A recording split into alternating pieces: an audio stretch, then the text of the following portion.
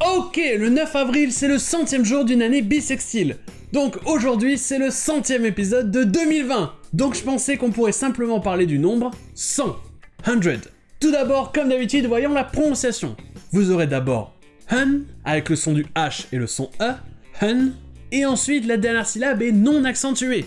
Et donc, comme on l'a vu plein de fois dans ces 100 premiers épisodes, ça veut dire que la voyelle a le son E. C'est le choix, E. Ce qui ne donne pas, comme on dit en français, dread, avec le son E, mais le son E, dread. Ce n'est pas hundred, mais hundred. La différence est subtile, elle s'entend pas vraiment, mais elle est là. 300 lives of men I walk this earth, and now I have no time. Mais l'autre truc important, c'est que quand vous trouvez 100 dans un nombre, il ne s'accorde pas en nombre. Ça veut dire que vous n'aurez jamais un pluriel avec un S. Donc vous aurez 100, 200, 300, etc. Jamais de S. This is 3,803. That's insane. I know! Mais ça, c'était quand vous le trouvez dans un nombre. Mais si vous utilisez le mot 100 dans le sens une centaine, si vous dites plusieurs centaines, eh bien là, ça sera comme un mot normal, il y aura un S. Et ça donnera hundreds. Parce qu'en anglais, si vous dites des quelque chose, on ne met rien pour le D et on met juste un S à la fin du mot. Donc, des centaines, hundreds. They killed hundreds of us! And we've killed thousands of them! Donc à partir de là, 100 c'est assez simple. Il y a juste deux trucs spécifiques à l'anglais par rapport au français. Déjà, si vous voulez dire 100, une fois 100. En anglais, ce ne sera pas juste 100, ça sera a 100 ou 100. C'est comme si en français on disait un 100, parce qu'après il y a 200, 300, etc. Games. 150 days of games.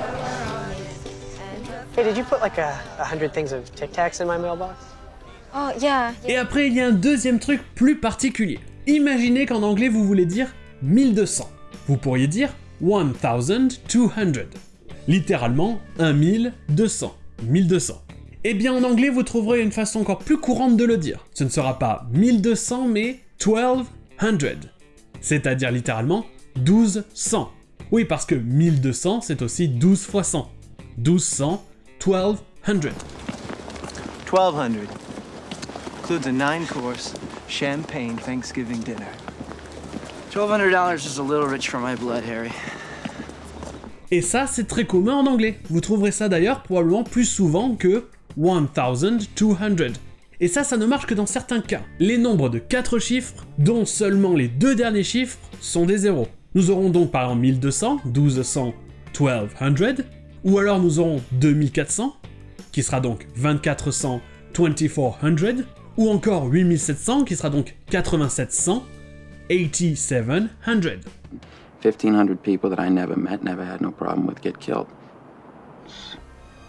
I have put 2,400 pounds of explosive in one of the 1,446 schools in Greater New York. Making that pool cost $3,900.